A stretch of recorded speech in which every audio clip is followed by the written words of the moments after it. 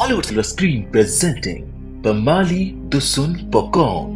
कहानी की शुरुआत में हमें एक आदमी को दिखाया जाता है जो कि एक लाश को दफनाने के लिए गड्ढा खोद रहा होता है। उस लाश के चेहरे पर कुछ अजीब से निशान होते हैं, जैसे कि वो सड़ गई हो।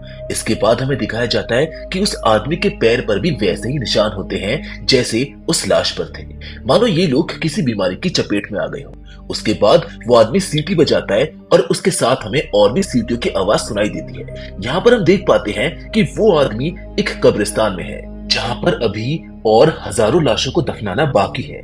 कहानी की शुरुआत तो काफी दिलचस्प है, लेकिन आखिर ऐसा क्या हुआ जो यहाँ पर इतनी सारी लाशें हैं? क्यों वो लाशें ऐसे सड़ गई हैं? क्या ये कोई बीमारी है या किसी डेविल का हाथ है इसमें? इन सभी सवालों के जवाब हमें इस कहानी में आगे मिलेंगे। इसके आगे हम 3 लड़कियों को देखते हैं जो पेशे से नर्स होती हैं, जिनका नाम जैंडिस, मीला और पुपुट है। ये तीनों लोग उसी गांव में इलाज करने के लिए जा रही होती हैं जो हमने मूवी की शुरुआत में देखा होता है। वो अपना सामान यूसुफ नाम के एक बंदे की बोट में रख रही होती है। तभी वहाँ पर 2 और लड़के दिखाई देते हैं। जैंडिस के पूछने पर यूसुफ उसको बताता है कि वो दोनों कब्र खोदने वाले हैं, जिनके नाम डेडन और सेसेफ हैं।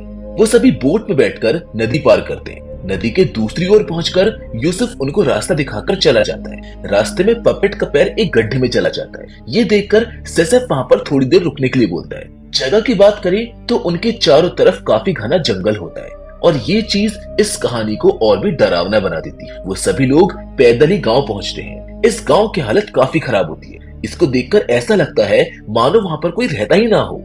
तभी मीला को कई घरों पर रेड क्रॉस का निशान दिखता है। वो यूसुफ से इसके बारे में पूछती है। यूसुफ उसको बताता है कि इस घर में अब कोई नहीं बचा है। उस गांव के 17 लोग बीमार हैं और 52 लोग मर चुके थे। यूसुफ अपने साथ बाकी लोगों को बीमार लोगों के रूम में ले जाता है, जहां जैंडिस एक आदमी को छूने की कोशिश करती है, लेकिन तभी यूसुफ उसको बताता है कि ये बीमारी छूने से फैलती है, इसलिए आप लोग यहाँ किसी को भी हाथ ना लगाएं। ये सब देखकर पपेट मीला से कहती है कि यहाँ तो बहुत ज्यादा बीमार लोग हैं। इस बात पर यूसुफ कहता है कि अभी तो और भी हैं। ये बोलकर वो उन्हें एक रूम में लेकर जाता है जो लाशों से भरा होता है। यूसुफ उन्हें बताता है कि जो आदमी इन लाशों को दफनाता है वो उजांग है और अभी वो भी इस बीमारी की चपेट में आ चुका है और उसकी हालत बहुत खराब है।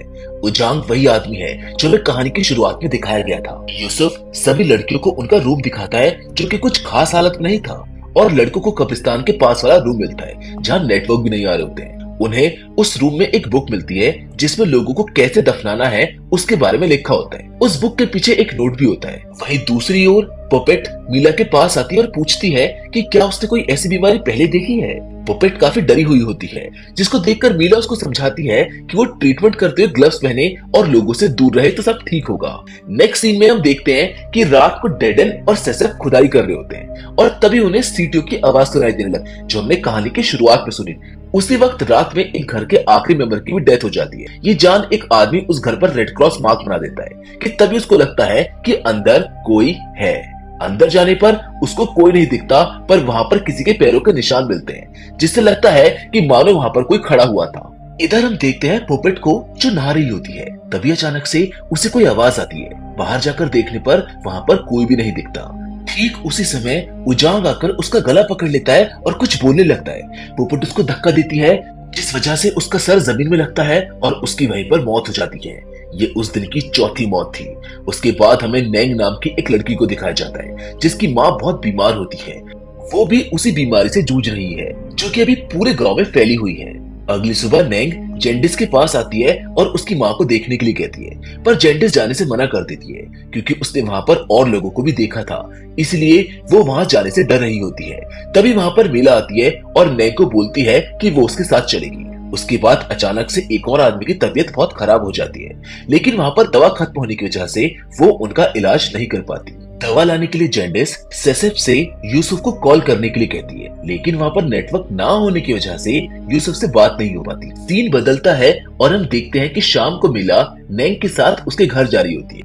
रास्ते में मीला को वॉशरूम जाना होता है, इसीलिए नेंग उसको अपने एक फ्रेंड के घर पर ले जाती है जिसके घर के सभी लोग मर चुके हैं। जब मीला वॉशरूम में जाती है तो नेंग को अपनी दोस्त दिखाई देती है और वो इस बात से बहुत ज्यादा डर जाती है।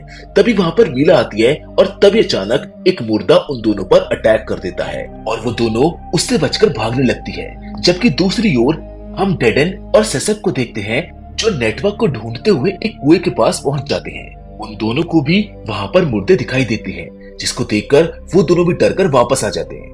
ये तो वही बात हो गई कि लाश दफनाने गए थे और खुद लाश बनते बनते रह गए। वो सभी वापस आकर एक दूसरे को इसके बारे में बताते हैं। तभी जेंडिस उनसे पूछती है कि क्या उन्होंने लाशों को दफनाने से पहले उनको खोला था, तो उन दोनों ने बताया कि वो सबसे पहले वही करते हैं। तभी जेंडिस कहती है कि उजांग ने मरने से पहले दफन कहा था, इसका मतलब है कि उन सभी लाशों को जल्द से जल्द दफनाना होगा। इधर मीला नेंग के घर पहुंचती है। वो मुर्दे अब भी उन्हें परेशान कर रहे होते हैं। ये मुर्दे आखिरकार चाहते क्या हैं? मीला नेंग की माँ को दवाई देती है और जाने लगती है। तभी नेंग सीटी बजाती है और मीला को बताती है कि ये उनके पूर्वजों को सम्मान देने का एक तरीका है जो नेंग के डैड ने उसको बताया था। तभी वो मीला से पूछती है कि क्या तुम्हारे रूम में कोई छाता खुला हुआ रखा है, क्योंकि वो भी उन्हें इविल स्पिरिट से बचाता है। इस पर मीला को याद आता है कि पोपट ने उस छाते को बंद करके रख दिया था। दूसरी ओर सभी लोग पोपट को छोड़कर मीला को ढूंढने के लिए चले जाते हैं, क्योंकि वो काफी टाइम से गायब थी। पोपट वहाँ पर अकेले रह जाती है। उसको लगातार उस लाश वाले कमरे से कुछ अजीब आवाजें आ रही होती हैं, जिसको देखने के लिए वो उस तरफ चली जाती है। अंदर जाते ही दरवाजा अपने आप बंद हो जाता है और सभी मुर्दे जिंदा हो जाते हैं। ये देखकर पुपुट बहुत ज्यादा डर जाती है और भागने लगती है, पर उसको मुर्दे वापस अंदर खींच लेते हैं और तभी ठीक उसी समय उसके जबड़े की हड्डी टूटकर वहीं पर गिर जाती है। वहीं दूसरी ओर मीला वापस आ रही होती है और उसको भी वो मुर्दे सब जगह दिखाई देने लगते हैं। वो चाहे जितना भी चल ले, लेकिन बार बार वो एक ही जगह पर पहुंच रही होती है। अचानक बहुत सारे मुर्दे एक साथ आ जाते हैं, जिसको देखकर वो डर के मारे बेहोश हो जाती है। आंखें खुलने पर वो सेसप के साथ होती है, जिसे मीला बैम्बू के जंगल में मिली थी। मीला उसको बताती है कि उसने बहुत सारे मुर्दों को देखा है जो अभी भी जिंदा है। सेसप भी उसको बताता है कि उसने भी उनको देखा है। इतने में जेंडिस की जोर जोर से चिल्लाने की आवाज आती है। मीला और सेसप वहां जाने पर देखते हैं कि पुपुट मर चुकी है। अगले सुबह जेंडिस यूसुफ को कॉल करके उन्हें आज ही ले जाने को कहती है, पर मीला पुपुट की लाश को ऐसे ही छोड़कर नहीं जाना चाहती थी। इस बात को लेकर जेंडिस और मीला में बहस छिड़ जाती है। दोनों एक दूसरे को पुपुट की मौत का जिम्मेदार बोलती है। तभी वहां पर डेडन आता है और उनको बताता है कि यूसुफ आ गया है। ये सुनकर जेंडिस उन तीनों को वहीं पर छोड़कर अकेले ही चली जाती है। अगले सीन में हमको दिखाया जाता है कि नेंग की माँ को भी मुर्दे बुरी तरह से मार देते हैं रात में डेडन, और हमको पता चलता है कि अब वो बीमारी उसको भी लग चुकी है, जिसके बाद वो खुद को ही मरा हुआ देखता है और बहुत डर जाता है। घबराहट में आकर वही बात मीला और सेसप को बता देता है और उन्हें कहता है कि वो लोग तुरंत वहाँ से निकल जाए, क्योंकि वो नहीं चाहता कि ये बीमारी उनको भी हो जाए। तभी वहाँ पर नेंग आती है। इतनी रात में मीला उसको देखकर पूछती है कि क्या बात है। नेंग उसको रोते हुए बताती है कि उसकी माँ मर चुकी है। डेडन और सेसप उसकी माँ की लाश को दफनाने जाते हैं, जो कि उसके डैड की कब्र के साथ गाड़ी जानी थी। मीला और नेंग बाकी गांव वालों को भी अपने साथ ले जाने आते हैं। वो देखते हैं कि सभी लोग मर चुके हैं। वहीं डेडन नेटवर्क ढूंढते हुए वापस उसी कुएं के पास चला जाता है और यूसुफ से बात करता है। यूसुफ उसको बताता है कि मौसम खराब होने की वजह से वो उनको सुबह लेने आएगा, लेकिन बात करते करते डेडन का फोन कुएं में गिर जाता है और तभी उस कुएं में से एक मुर्दा आता है, डेडन को कुएं के अंदर खींच लेता है। इसके बाद हमें जेंडिस को दिखाया जाता है, जो जंगल में अकेले भटक रही होती है। तभी उसे वहाँ पर पुपुट की स्पिरिट दिखाई देती है, जिसको देखकर वो बहुत ज्यादा डर जाती है। दूसरी ओर सेसप लाश को गाड़ रहा होता है कि तभी वो देखता है कि हेडस्टोन सभी लाशों के पैर की तरफ लगा हुआ है। हेडस्टोन वो पत्थर है जिस पर मरे हुए व्यक्ति के बारे में डिटेल्स लिखी होती है। ये देखकर वो मीला और नेंग को ये बात बताता है। इतने में नेंग वहां से गायब हो जाती है। उसे उसके माता पिता दिख रहे होते हैं, जिसके पीछे पीछे वो चली जाती है। नेंग को ढूंढते हुए मीला को कुएं में डेडन की लाश मिलती है। इसी बीच सेसप को नेंग की आवाज आती है और वो उसके पीछे जाता है। नेंग को लगातार मुर्दे डरा रहे होते हैं। सेसप नेंग को लेकर भागता है और मीला से मिलता है। मीला उसको बताती है कि डेडन मर चुका है। तभी उन्हें गांव में मुर्दे खड़े हुए नजर आते हैं, जिन्हें देखकर वो सभी भागने लगते हैं। तभी अचानक से सेसप को मुर्दे एक गड्ढे में खींच लेते हैं। मीला और नेंग उसे बचाने की कोशिश करते हैं, मगर ठीक उसी समय पर सेसप को उस बुक की याद आती है जो उस रूम में मिली थी और जल्दबाजी में वो उसके साथ ही गिर गई थी।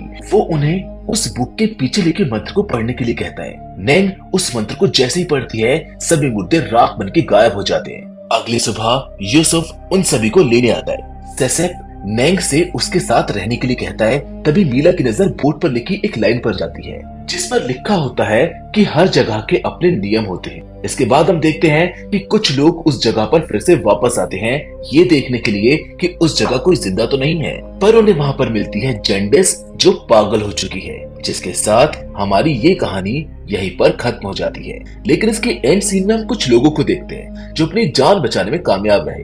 दोस्तों, इस कहानी से हमको ये पता चलता है कि हर जगह के अपने नियम होते हैं। डेडन, सेसेप, पुपुट, नीला और जैंडिस बाहर से आए थे, जिसकी वजह से उन्होंने इन नियमों को नहीं माना, जैसे कि पुपुट का उस छाते को बंद कर देना, सेसेन और डेडन का हेडस्टोन को मुर्दे के सर के पास काट देना और वहाँ के लोगों को वहाँ पर कैसे दफनाना है इस बारे में ना पढ़ना। उन लोगों की इन्हीं लापरवाहियों की वजह से उस जगह पर मुर्दे दिखाई देने लगे थे। तो दोस्तों, क्या आप भी पुराने नियमों को मानते हैं? क्या उन नियमों का कोई मतलब है? क्या आपने इस बारे में कभी सोचा है? अपना एक्सपीरियंस हमें कमेंट बॉक्स में जरूर बताइएगा।